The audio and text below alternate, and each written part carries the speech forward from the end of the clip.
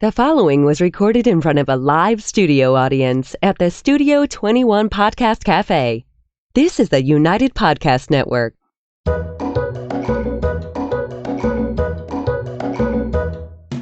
Welcome to the Quirky Dog Podcast, inspired by some of the quirkiest dogs you can ever imagine, and the owners who love them.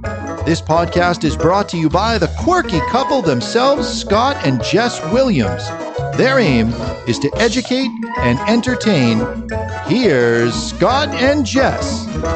Welcome, guys, and happy Wednesday. We are coming to you live here today from Salem, New Hampshire, and we got our special friend Raiden with us.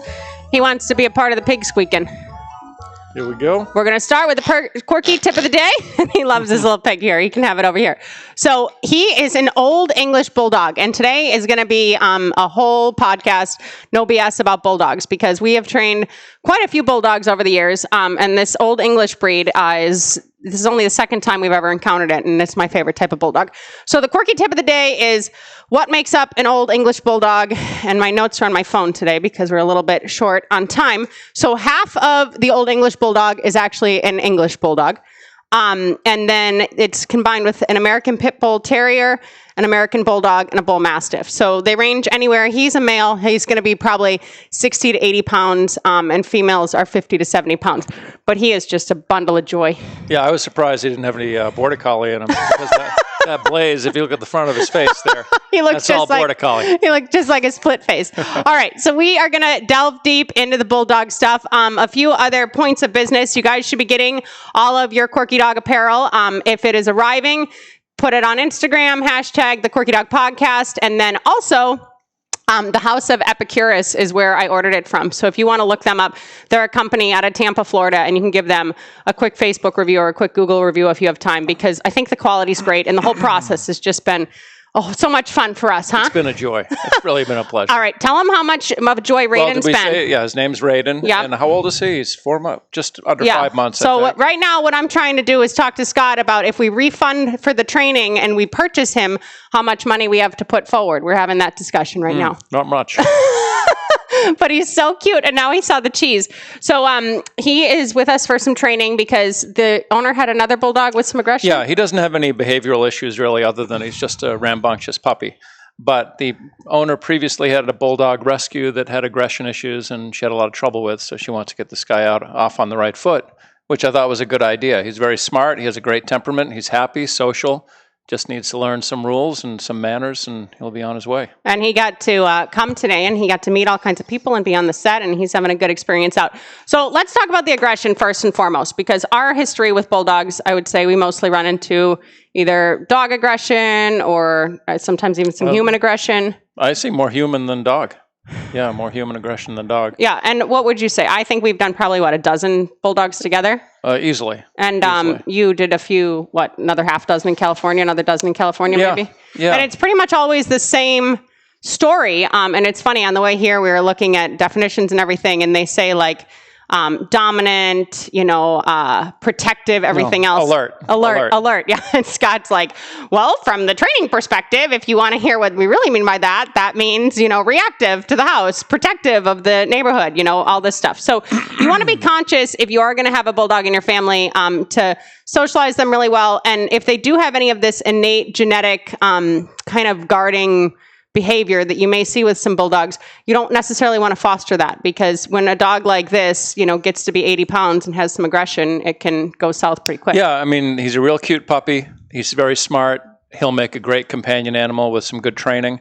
But you have to keep in mind that this dog, is mixed with several other dogs that have animal aggression, and that are big, powerful breeds that are out hog hunting and doing any number of things. So you want to make sure that you have a zero tolerance for, this growling at other dogs or any kind of aggression issues. Yeah, sometimes people just say, he's a Bulldog, he's a little bit crabby, but you want to nip those things in the bud. And we're lucky to have him early, and hopefully it'll be productive for his future life, because we're trying to lay the groundwork of, being social and being confident, but also having rules and having structure and everything else. And he has great food drive, so that works well in our favor. Yeah, and I do think temperament plays a good part in this, because, you can train a dog that maybe has a little bit of an ugly temperament, and they'll still look great, they'll train well, but you're not going to trust them in many situations because you know what their temperament is like.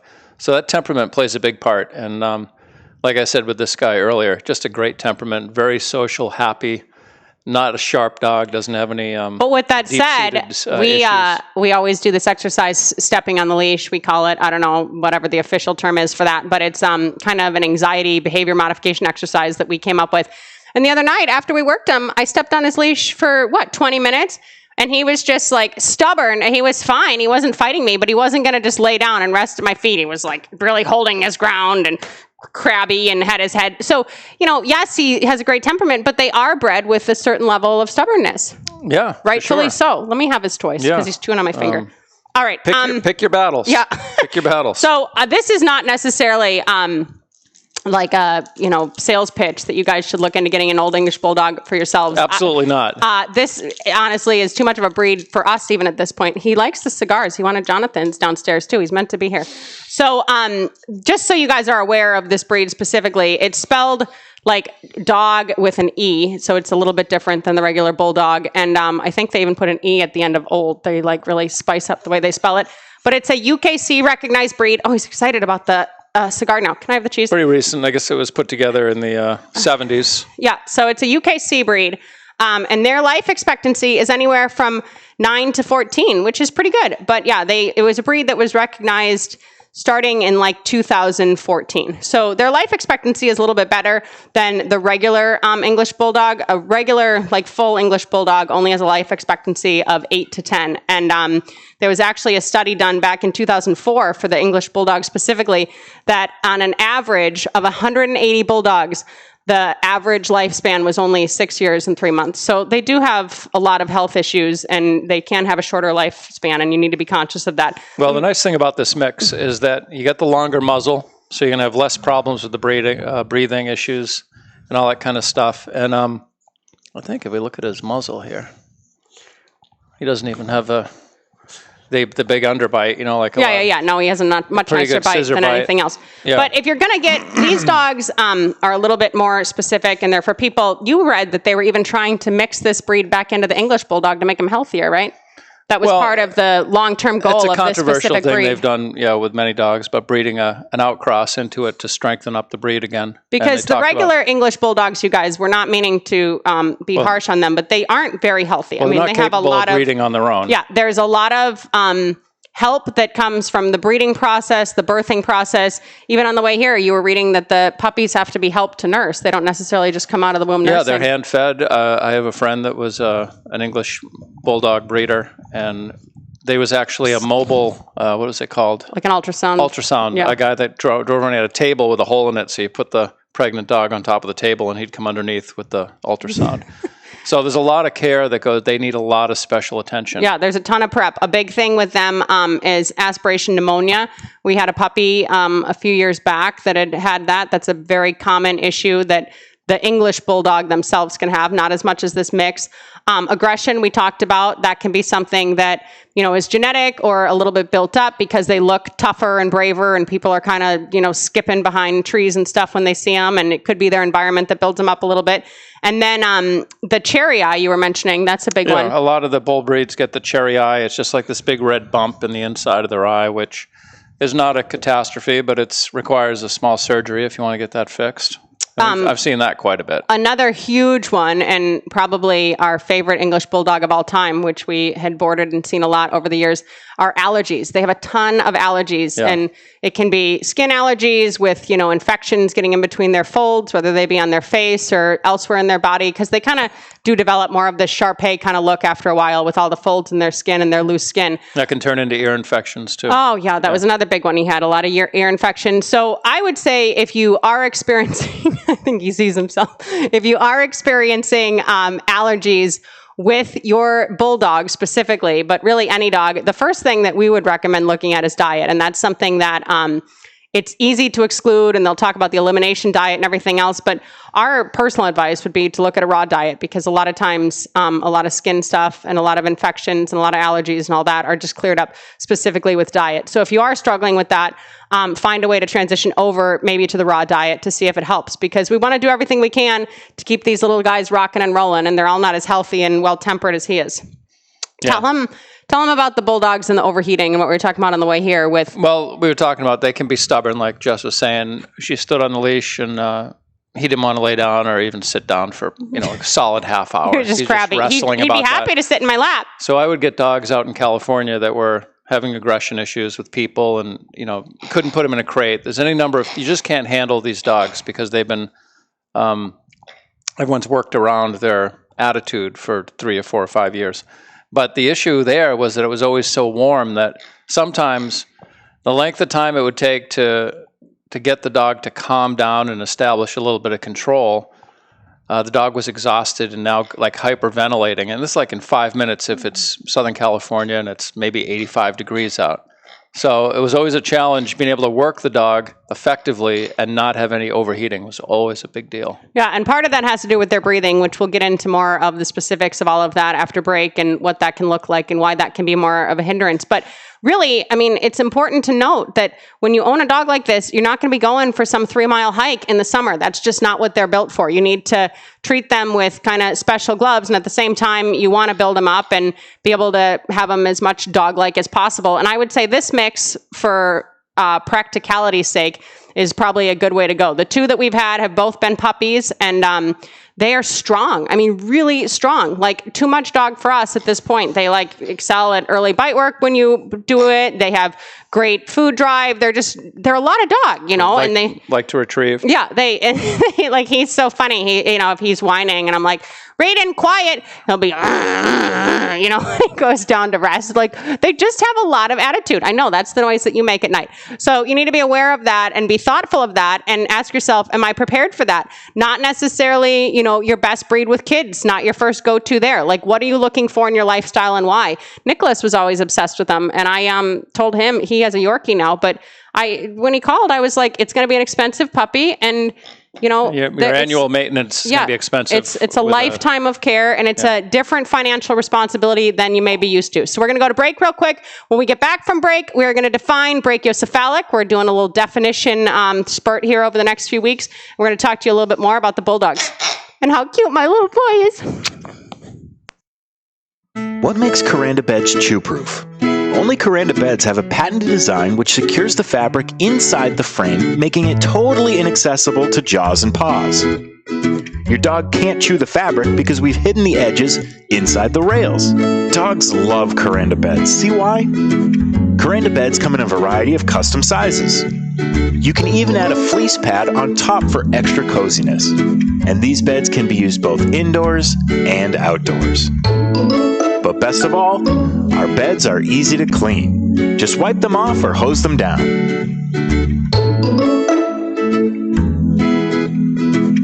Visit dogbed.us/thequirkydog for more details.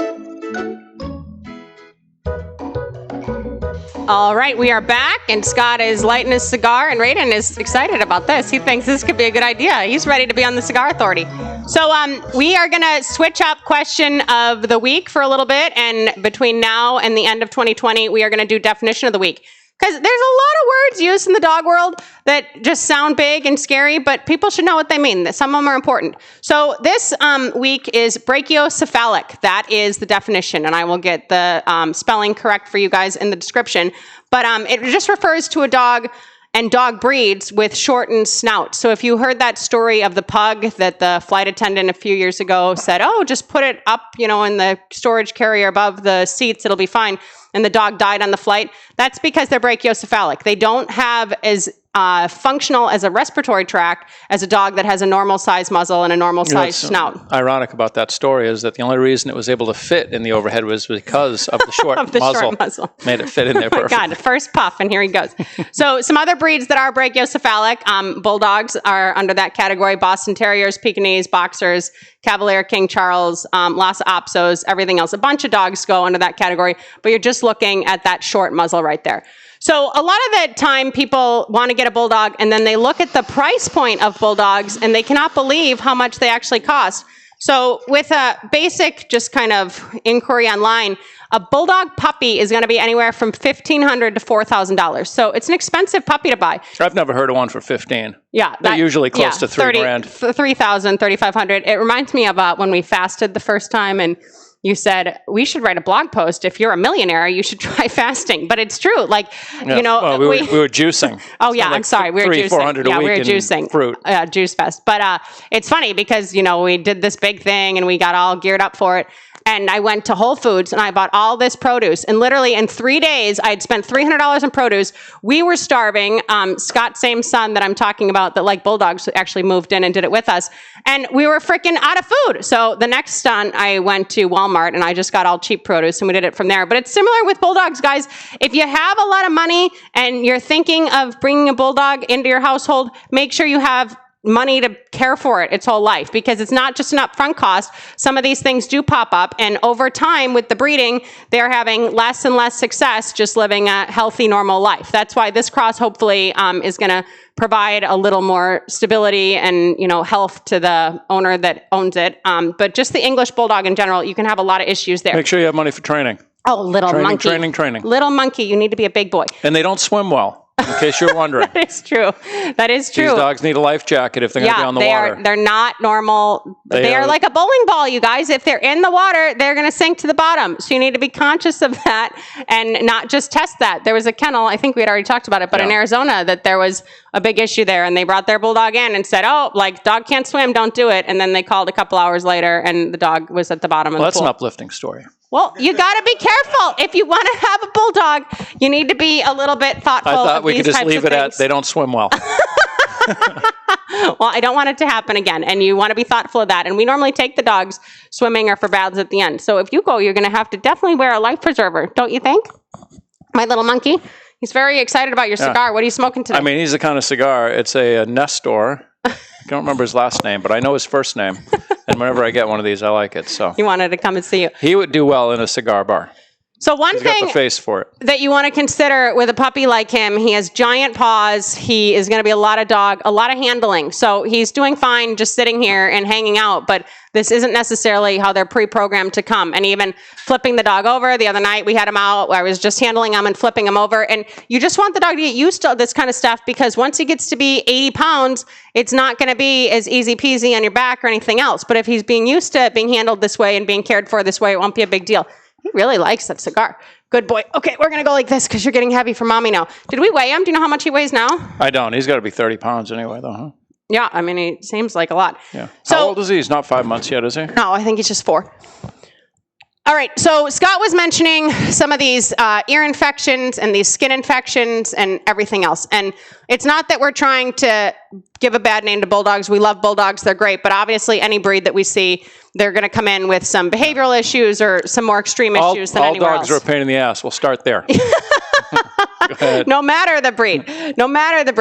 But you just want to be thoughtful if you're going to pick up a Bulldog, whether it be a mix like him or an English Bulldog or something else. How are they moving? And this is a new trend now, like that the Bulldogs have these really wide set front ends and everything. And if it looks like they're hulking out, maybe that's not going to be a very functional movement pattern for the dog's entire life. This guy... well, they're not really bred for function, so we can probably start there. He more so is, though. So is, but he does not. He's a little bit afraid of this tile. Good boy. But he stands like a normal dog, and this is important to see. And his front end... He's a little bit high in the back end. Well, a little bit. He's also growing, but he's not... His front end is not like way wide and making this like reverse U or something. Come here. You're going to go over and see Daddy with your cigars. So that's one thing to look for. Can you meet the parents? Are the parents social? Do they say, oh, you know, the mom's a little bit protective of her puppies? Well, if that's the case, maybe the mother isn't social, and maybe that'll be some sort of genetic aggression you don't want to bring with them.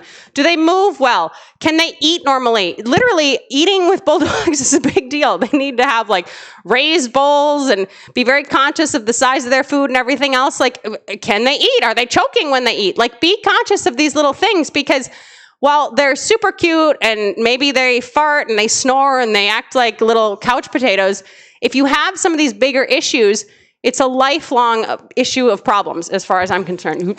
I know you're not going to be like that, I promise. But you just want to be aware of those things and thoughtful of those things, because dogs like this, obviously any dog is a 10 to 15 year commitment if you're lucky, but dogs like this can be a long freaking decade. We have had a few that have had human aggression for years and years and years that have really not even gone on top of it. The thing is, the reason it's important to do the research before you get the puppy, regardless of the breed, is that once you get the puppy into your house, you're going to get attached to it, and most families are not going to give up that puppy. So if it comes and all of a sudden it had unforeseen heart conditions, all kinds of other issues, you're not going to give it back. You're going to be all upset, but you're going to keep the puppy, and it's going to be 10 years of medical issues and a lot of expense. And even if it's acute, ideally, if you just do some pre-screening on the front end, you should be okay with a lot of that stuff. Things happen, but there's some things you can pre-screen and check out. Do you want this? Do you want this little thing? Another thing we're doing a lot of is value building with him. So today, maybe even I'll do a quick time lapse of it. I'm going to teach him crate games. I want him to have value for going into his crate, self-control coming out. We're doing a lot of value building to beds. He has such great food drive that if he sees something that he thinks is going to earn him a cookie, he's going to do it right away. If he thinks 4 paws on the floor is going to earn him a cookie versus jumping, he's going to give you 4 paws on the floor. He likes his food. He likes his mealtime. He likes his treats. So building value, restrain recalls. Oh, we did the cutest. We took him to the park the other day, and we've shown this with the pig before, but if Scott holds the pig's front end, you're going to be restraining my pig. A pig back. And then I'm turning, I'm running, and I got cheese and everything else. Your piggy came. He was so cute. He was running all through the fields, so happy on his little long line to his cheese. His ears were flopping and flipping, but he's getting good reps of hearing Raiden come and running really fast and getting fed at this end. So all those little things are important, especially when you can get your hands on them so young. And I haven't seen, is there a lot of Bulldog rescue? Have you seen a lot of Bulldog rescue? No, but I'm sure there is. I haven't either. I'm sure there is. I haven't even either. But think of that too. If you are encountering either a cross and rescue or a full Bulldog breed and rescue, think about it like, okay, well, why couldn't they keep this dog? Was it expense? Was it health expense? Is it temperament? Whatever else. Like, just be thoughtful of a rehome there too, because most Bulldog people are pretty committed. If they've had a Bulldog, it's kind of like their life breed, and that's what they're always going to get. So if they're not keeping that dog throughout its entire life, there may be an exact reason for that, and you want to be thoughtful of it. Yeah. Well, there's great dogs in rescue that if you evaluate them right, you can get a good dog. You just never know what you're getting. But just not a Bulldog. Same with puppies. I mean, this is the thing. Like, I wouldn't recommend just going on to a general website that has 400 breeds and you just click on the breed you want and buy that puppy because it's sitting there with a bow on its head. That's not the place to get a puppy. That's like the online pet store kind of thing. Yeah. You want to be thoughtful of those things. All right. You got any closing thoughts about Bulldogs? Because I don't know how much longer I can hold him. I didn't eat my Wheaties this morning. He's getting to be a little bit of a rumble and a tumble. I really enjoy Bulldogs. I think they're awesome. And I can see myself having a Bulldog someday as well as a lab.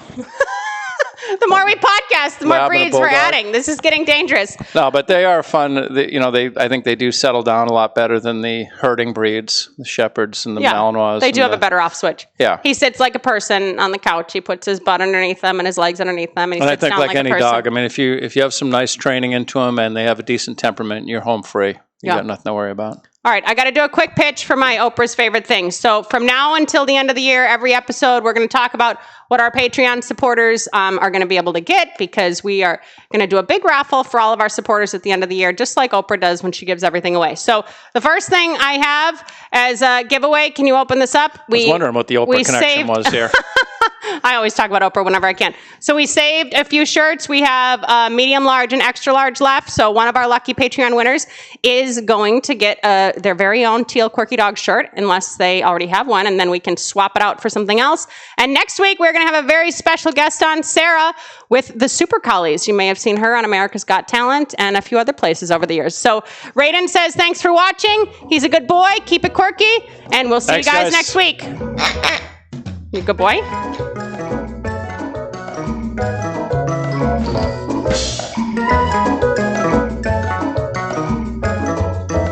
The views and opinions expressed by the hosts, guests, or callers of this program do not necessarily reflect the opinions of the Studio 21 Podcast Cafe, the United Podcast Network, its partners, or affiliates.